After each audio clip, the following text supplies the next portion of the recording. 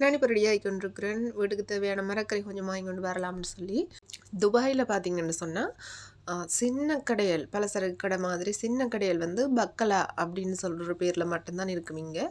அது தவிர எல்லா பொருட்களும் வந்து வாங்கக்கூடிய மாரி மால் தான் இருக்கும். பெரிய பெரிய மால்கள் இருக்கும். அங்க தான் நாங்க போய் எல்லாமே வாங்கிக் கொள்ளக்கூடியதா இருக்கும்.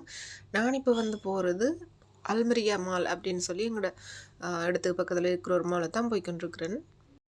இந்த இடத்துல இது ஒரு சின்ன மால்ன்னு தான் சொல்லலாம். இதை விட பெரிய பெரிய கிராண்டான எவ்வளோ மால் இருக்குது. நான் இப்போ பக்கத்தில் இருக்கிறதால இங்கே வந்திருக்கிறேன். இங்கே நான் சில சில மரக்கறி வாங்கிட்டு போகலாம்னு வந்தேன் நான். இப்போ வந்து நான் குக்கும்பர் எடுக்க போகிறேன். மரக்கறியோட விலைன்னு பார்த்தீங்கன்னு சொன்னால் ஸ்ரீலங்கா விலையும் இங்கே விலையும் வந்து கிட்டத்தட்ட கன்வெர்ட் பண்ணால் ஒரே விலையாக தான் இருக்குது. பெரிய மாற்றங்கள் எதுவுமே இல்லை.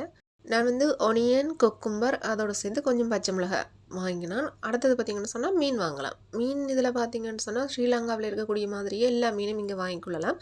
இதில் இங்கே ஸ்பெஷலாக இருக்குதுன்னு சொன்னால் இந்த சால்மன் ஃபிஷ். இதை பார்த்தீங்களா, சிங்கரால். இதை தான் சிங்கரால்ன்ற சொல்கிறது. நான் ஃபஸ்ட் டைமாக இப்போ தான் நேரில் பார்க்குறேன். ஆனால் பிரம்மாண்டமாக இருக்குது பார்க்க. அதோட சேர்த்து நான் டின் பால், அதாவது தேங்காய் பால் வந்து இங்கே டின்னில் இருக்குது. அதனால அதையும் சேர்த்து வாங்கிக்கொண்டு வீட்டுக்கு கிளம்பியாச்சு.